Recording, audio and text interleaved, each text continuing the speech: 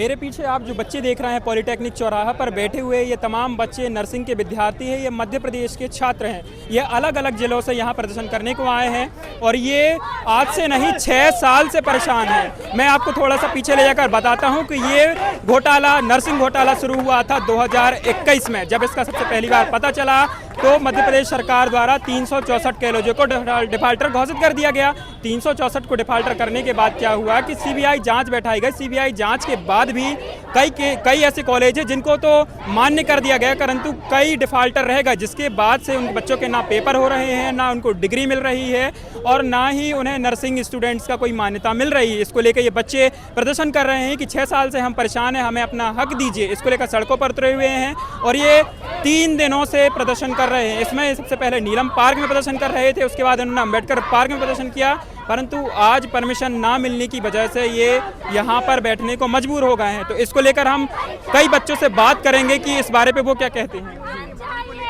Ma'am, आपका नाम क्या है? मेरा नाम दिव्या तिवारी है सर। तो आप कहाँ से आए यहाँ? मैं जबलपुर से यहाँ पे आई हूँ और जितने भी यहाँ पे छात्र उपस्थित हैं, सारे छात्र अलग अलग जिलों से, मध्य प्रदेश के अलग अलग जिलों से यहाँ पे पहुँचे हुए हैं। उनका कारण ये है कि बेरोजगार हो चुके हैं, उनके पास कुछ काम ही नहीं बचा। क्यों? क्योंकि ग्रेजुएट ही नहीं हो पा रहे हैं। 2020 के सेशन में एडमिशन लिया था 2020 से 24 तक के लिए, वो सेशन 2026 खत्म होने को, 2026 खत्म होने वाले, 27 चालू होने वाले, 6.5 साल हो चुके हैं, लेकिन अभी भी हमारे सेशन के खत्म होने के कोई आसार नहीं दिख रहे हैं।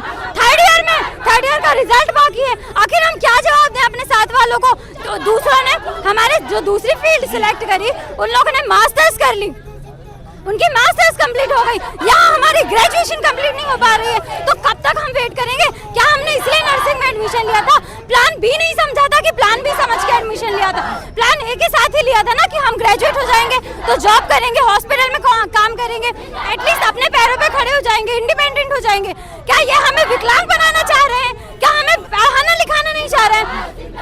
हमारी गवर्नमेंट यही बात करती है ना कि विमेन एम्पावरमेंट, लड़कियों के लिए ये, लड़कियों के लिए वो, लाडली बहना योजना। तो ऐसे लाडली बहना योजना, इतनी योजना आप चला रहे हैं कि बच्चे आके सड़क पे बैठे हैं, लड़कियां धरती पे बैठी, लड़कियां रोड पे बैठी हैं। आज उनके पास कुछ ना ग्रेजुएट ना जॉब कर पा रही हैं। घर वालों से भी वो कब तक मदद लेंगी? अभी तक हम घर वालों के पैसों पे ही चल रहे हैं। 24 साल के हो गए, करियर के जिस पीक में हमें आज ग्रेजुएट होना था, जॉब करना था, सेटल होना था, उस पीक में हम आज यहाँ सड़क पे बैठ के धरना प्रदर्शन कर रहे हैं। तो क्या इसीलिए हमने नर्सेज केयर प्रोवाइड करती है ना नर्सेज? तो क्या ऐसे केयर प्रोवाइड करेंगे? रोड पे बैठ के धरना प्रदर्शन करके केयर प्रोवाइड करेंगे? हमें ग्रेजुएट करा दीजिए सर, हमको भी अपना आगे का देखना है फ्यूचर। हम इसीलिए नहीं एडमिशन लिए थे कि हम 10 जन अच्छे कई सालों तक लगे रहेंगे, पढ़ते रहेंगे। पढ़ाई भी हम कब तक करेंगे सर? क्या हम सिर्फ पढ़ने के लिए, अपने घर वालों पे बोझ बनने के लिए? हम कब से हम ये रिक्वेस्ट कर रहे हैं? 2 महीने से, पिछले 2 महीने से हम भटक रहे हैं कि सर, सीएम सर से भी बात करने की कोशिश की, हेल्थ मिनिस्टर सर से बात करने की कोशिश करी, एजुकेशन मिनिस्टर सर से बात करने की कोशिश की। सबने सिर्फ हंसकर आश्वासन दिया है कि हो जाएगा। जब कोर्ट की बात है, जब होना होगा तो हो जाएगा। तो क्या हम कोर्ट के भरोसे बैठे रहे? आप भी तो कुछ करिए। नर्स, हमें डेट दी जाती है, कोर्ट से हियरिंग की डेट दी जाती है, वो डेट एक्सटेंड होती जाती है।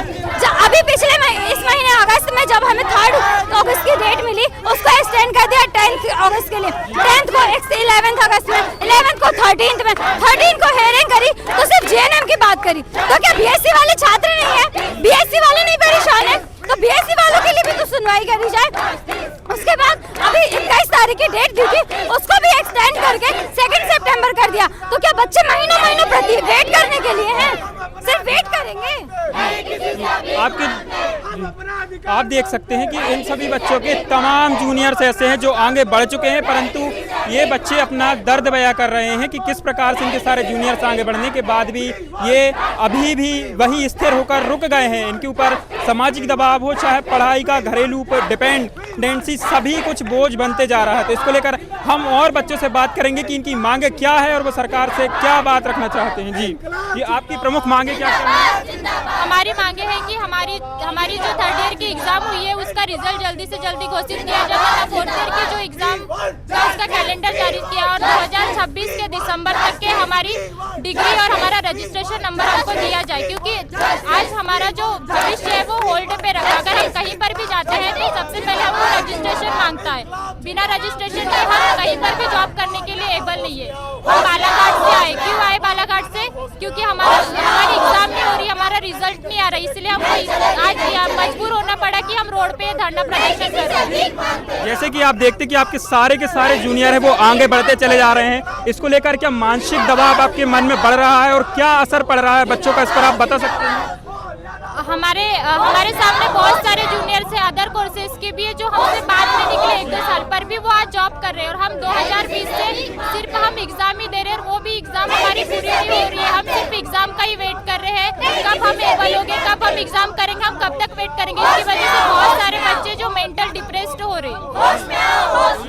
मैं पूछना जी आपसे ये पूछना चाहता हूँ कि कॉलेज में एडमिशन लेने से पहले क्या आप लोगों को पता था, क्या नहीं पता था? तो इस पर आप क्या कहना चाहेंगे?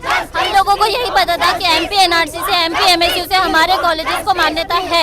जब हमारी सेकेंड ईयर के एग्जाम इसके बाद में ये लोग बोल रहे हैं कि हमारे कॉलेज को मान्यता नहीं है, ऐसा तो नहीं है, ऐसा एकदम से मान्यता नहीं है, हमको कैसे पता रहेगा? ये कॉलेज की गलती है, कॉलेज वालों की गलती है, उनको सजा देनी चाहिए, बच्ची की कोई गलती नहीं। तो ये मध्य प्रदेश सरकार कहती है कि लाडली बहना नारी शक्ति जैसे तमाम दावे करती है। अगर नारी सशक्त है तो वो इस प्रकार से हमारी जो अस्पतालों की पिलर होती है वो इस प्रकार से सड़कों पर बैठने को क्यों मजबूर है? ये जो योजनाएं हैं मेरे हिसाब से सब किताबों में है नाम की, क्योंकि ये योजनाएं हमारे तक नहीं पहुंच रही है। अगर पहुंचती तो आज हम यहाँ सड़क पे नहीं होते, हम अपनी जॉब कर रहे होते, हम डिग्री लिए हुए होते, हमारा रजिस्ट्रेशन हमारे हाथ में होता। तो मैं आपसे पूछना चाहता हूँ कि आप मतलब यहाँ पे बहुत दिनों से बैठे, तो क्या आपको कोई मौखिक आश्वासन भी दिया गया, कोई आपसे मिलने आया भी है कि?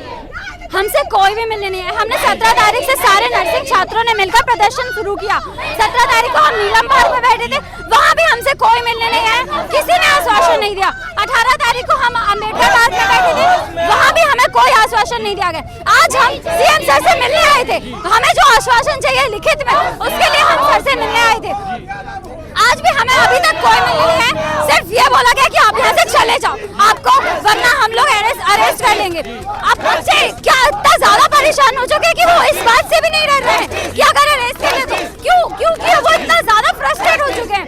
इतना आज आप यहाँ पे सुबह से मिलने आए थे क्योंकि हमको पता चला कि सर 11 बजे तक नहीं मिल पाएंगे, तो नाश्ता तक नहीं किया था हम लोगों ने। सुबह हम यहाँ पे पहुँच गए सिर्फ मिलने के लिए और हमको अंदर से भगा दिया गया। अब भगा दिया गया तो हम यहाँ पे आके हम उनसे मांग कर रहे हैं कि हमें कम से कम अपने 5 मिनट दीजिए सर, हमारी बात तो सुनिए, हमें आश्वासन दीजिए कि बच्चे तुम 4 साल का कोर्स, कोई बात नहीं, 6 साल में हम पूरा करवा देंगे। अभी 6 साल ऑलरेडी हो चुके, 7वां साल ये पूरा हो जाएगा दिसंबर में 2026 में।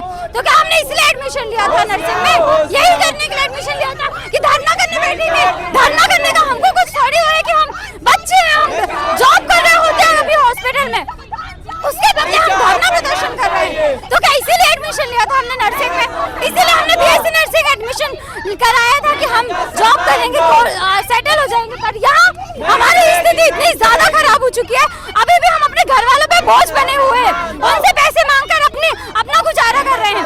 24 साल के सब बच्चे हो चुके हैं, इस टाइम पे उनको हॉस्पिटल में जॉब करने की वजह धरना प्रदर्शन करना पड़ रहा है। यही गवर्नमेंट की नीति बनाने की कोशिश की जा रही है क्या कि बच्चे धरना ही करते हैं, उनको कोई आश्वासन तक ना दे?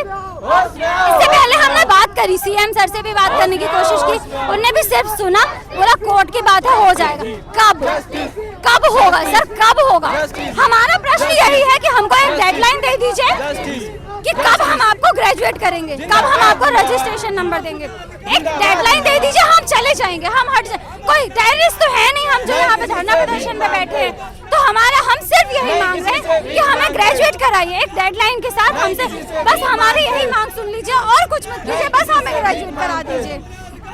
आप देख सकते हैं कि किस प्रकार नर्सिंग छात्र तमाम मांगों को लेकर सड़कों पर उतरे हुए हैं।